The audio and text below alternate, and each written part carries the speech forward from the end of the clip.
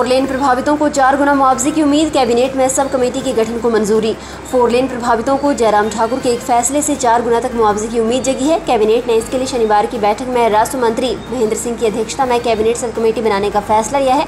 One मंत्री राकेश पठानिया और शिक्षा मंत्री गोविंद सिंह ठाकुर इसके सदस्य होंगे। इन दोनों के जिलों में ही 4 लेन के ज्यादा विवाद हैं। इस सब कमेटी को पड़ोसी राज्यों के मामलों का भी अध्ययन कर सरकार को रिपोर्ट देनी है। दूसरी ओर 4 लेन संघर्ष समिति के पूर्व अध्यक्ष ब्रिगेडियर खुशहाल ठाकुर और वर्तमान अध्यक्ष ब्रजेश महंत ने इस फैसले पर खुशी जताई है। श्री नैना देवी के दर्शन को शुरू होगा पर्ची सिस्टम। नवरात्र मेलों में लागू होगी नई व्यवस्था। उत्तर भारत के सुप्रसिद्ध शक्तिपीठ श्री नैना देवी में अब मां वैष्णो देवी की तर्ज पर पर्ची सिस्टम शुरू किया जाएगा। नवरात्र मेलों के दौरान बाहरी राज्यों से आने वाले हजारों श्रद्धालुओं की भीड़ को कोलाबाला टोबा में ही रोक लिया जाएगा और वहां पर प्रस्तावित होल्डिंग एरिया में उनके विश्राम और खानपान आदि की पूरी व्यवस्था होगी। मंदिर से सूचना मिलने के बाद ही निर्धारित अगला जत्था मां नैना के दर्शन के लिए रवाना किया जाएगा। मंदिर के पास प्रस्तावित होल्डिंग एरिया में विश्राम करने वाला श्रद्धालु आसानी से मां नैना के दर्शन कर वापस टेम्पो ट्रेवल्स के माध्यम से टोबा पहुंच सकेगा।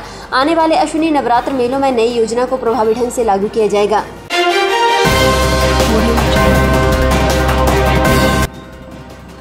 हिमाचल प्रदेश में 6 से येलो अलर्ट जारी। लैंडस्लाइड प्राकृतिक आपदा बढ़ने की आशंका।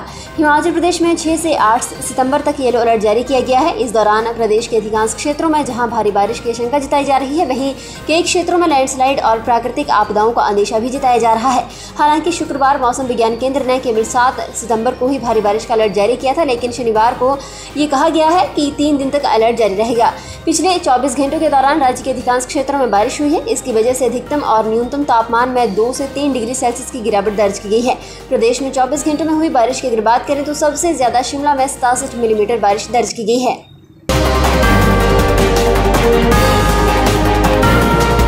चिंतपूर्णी आने वाले श्रद्धालुओं के लिए मुबारकपुर में सड़क सुविधा परिसर का शुभारंभ। विधायक बलबीर सिंह ने चिंतपूर्णी आने वाले श्रद्धालुओं के लिए मुबारकपुर में सड़क सुविधा परिसर का शुभारंभ किया। इस अवसर पर विधायक बलबीर ने कहा कि यहां पर वर्षा शालिका के साथ साथ पार्क में 50 व्यक्तियों की बैठने की व्यवस्था, महिलाओं और पुरुषों के लिए शौचालय तैयार किए गए हैं। परिसर में पीने के पानी की सुविधा और एक दुकान भी बनाई गई है। बलबीर ने कहा कि इस परिसर के निर्माण पर 47.38 लाख रुपए खर्च किए गए हैं, जिसमें शौचालय पर 19.66 लाख, वर्षालय और दुकान के निर्माण पर 13.69 लाख और पार्किंग पर 14.3 लाख रुपए की धनराशि खर्च की गई है।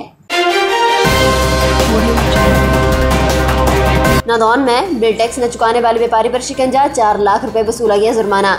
राज्य कर एवं आबकारी कराधान ने नादौन के एक व्यापारी से बिना बिल और टैक्स के 66,51,000 रुपए का सोना पकड़ा है। विभागीय अधिकारियों को गुप्त सूचना के आधार पर इस बात की जानकारी मिली कि व्यापारी ने दुकान में बिना बिल और टैक्स के सोना रखा हुआ है। बाद में विभागीय टीम ने दुकान में दबिश दी। दबिश देकर दुकान में रखे गए सोना और सारा रिकॉर्ड खंगाला गया। रिकॉर्ड खंगालने के बाद 66,51,000 रुपए का सोना बिना बिल और टैक्स के पाया गया। इसके बाद आगामी कार्रवाई करते हुए विभागीय अधिकारियों ने संबंधित व्यापारी से जुर्माने और टैक्स के रूप में 4 लाख रुपए की वसूली की है।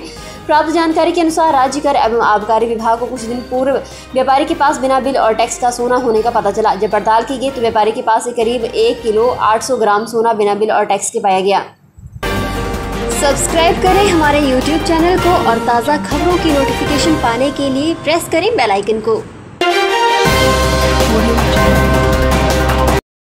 राज्य कैबिनेट की बैठक में लिए गए कई बड़े फैसले। मुख्यमंत्री जयराम ठाकुर की अध्यक्षता में शनिवार को आयोजित की गई राज्य कैबिनेट की बैठक में कई बड़े फैसले लिए गए। बैठक में हिमाचल प्रदेश भवन एवं सन्निर्माण कामगार रोजगार नियमन और सेवा शर्त नियम 2008 में संशोधन कर कामगारों के बच्चों की पढ़ाई और शोध के लिए राशि बढ़ा दी गई है। सहायता राशि को लड़कियों और लड़कियों के लिए अलग अलग कक्षाओं, पाठ्यक्रमों और अनुसंधान कार्यों के लिए बराबर कर दिया गया है। कामगारों की 1ली से 8वीं कक्षा तक की लड़कियों को पढ़ाई के लिए दिए जाने वाले 8,000 रुपये और लड़कों को 5,000 रुपये के स्थान पर अब दोनों के लिए 8400 रुपये प्रतिवर्ष प्रदान किए जाएंगे। 9वीं से 12वीं कक्षा की लड़कियों को दिए जाने वाले प्रतिवर्ष 11,000 रुपये और लड़कों को प्रतिवर्ष 8,000 रुपये के स्थान पर इन विद्यार्थियों को 12,000 रुपये दिए जाएंगे। स्नातक कक्षा की लड़कियों को 16,000 रुपये के स्थान पर 36,000 रुपये प्रतिवर्ष और लड़कों को भी 12,000 रुपये के स्थान पर 36,000 रुपये प्रतिवर्ष प्रदान किए जाएंगे।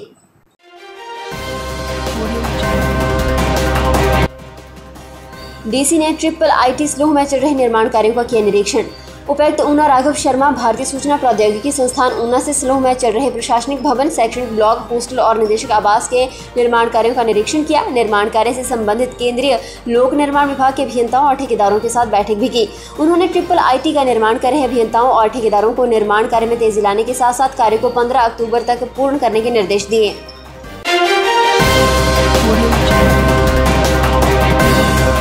उपायुक्त पंकज राय ने बताया कि जिला बिलासपुर में अब तक 2,59,984 लोगों को कोविड-19 सैंपल लैब जांच के लिए आईजीएमसी शिमला भेजे गए। उनमें से 2,46,407 सैंपल की रिपोर्ट नेगेटिव और 13,453 रिपोर्ट पॉजिटिव आई हैं।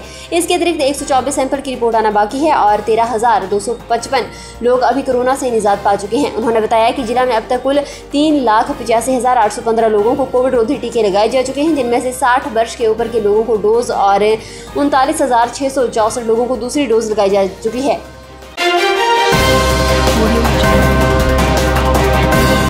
फिलहाल के लिए बस इतना ही और बड़ी खबरों के लिए बने रहें न्यूज़ सुपर भारत के साथ।